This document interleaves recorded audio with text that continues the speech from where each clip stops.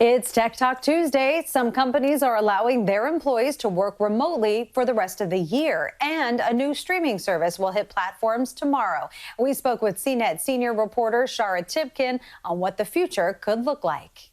A lot of the jobs that tech workers are doing and that frankly a lot of us are doing are things that you can do remotely. You don't necessarily need to be in an office to write a script or something like that. These tech companies are finding that their employees are actually pretty productive when they're working remotely, and employees are also liking it.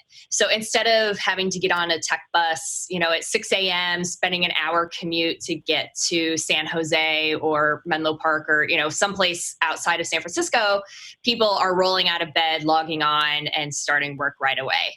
So it's something that is really attractive for the workers, but it's also going well for the companies. So they're looking at more ways to kind of open this up and do more remote work.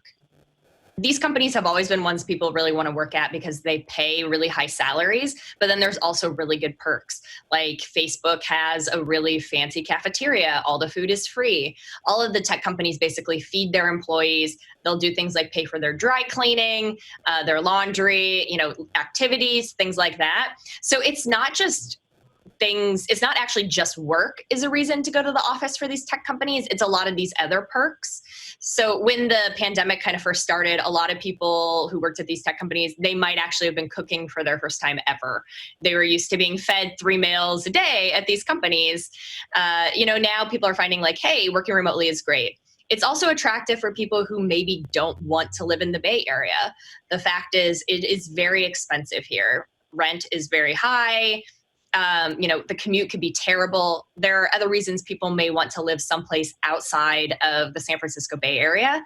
So offering employees the ability to work remotely gives them the opportunity to say, hey, maybe I want to live in Indiana. Maybe I want to be close to my family. Maybe I want to be able to buy a house. And this would let them do it.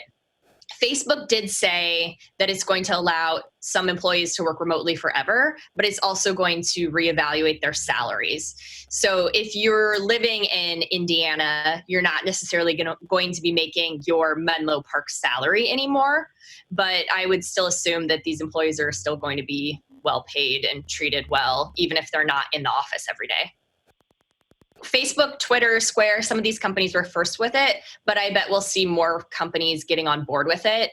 There are some things you won't ever really be able to do from home. I highly doubt Apple tomorrow says, hey, everybody can work remotely forever. It makes hardware. It has designers who work closely together. It's super secretive. It's going to want people in one place working closely together. But some other companies where your product is really software focused or service focused, we might see them going more towards, hey, you can work remotely. Yeah, HBO Max is launching the 27th. It is a new app, a new service from HBO. So there's kind of 3 different ways you can access HBO right now. There's HBO Go, which is if you subscribe to the regular HBO service, it's watching your service remotely, basically. There's HBO Now. So if you're not a cable subscriber, you could just subscribe directly from HBO. And now HBO Max, which is kind of all of those other services on steroids. This is the response to Netflix, to Disney Plus, to all of these new services we're seeing, Apple TV Plus. HBO is trying to figure out what the future looks like at a time where maybe we're not paying for cable service anymore. Maybe we aren't using DirecTV or Comcast or whatever it is.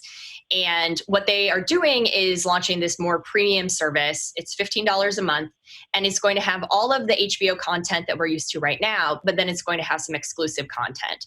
So like that Friends reunion that is now delayed because of the pandemic, that's going to be on HBO Max. Other back catalogs of shows like The Big Bang Theory will be on HBO Max. So there's just it's really a premium service trying to get us more locked into the HBO platform and HBO service and get us all watching HBO more than we do already. We're not going to movie theaters right now. There aren't sporting events. The activities that people are doing is watching TV. You're sitting on your couch at home with your family and you're turning on Netflix. And, I think we all already have several services, Netflix, Hulu, Disney, Apple. They just keep coming and coming and coming. And HBO has always been known for its premium content for things like Game of Thrones and, kind of their high production values. So they're really going to be working to come out with things that make you want to spend another $15 a month to get access to those things you can't get anywhere else. Every Tuesday, CNET joins us right here on CBSN Bay Area. Tune in next week for a new topic on tech.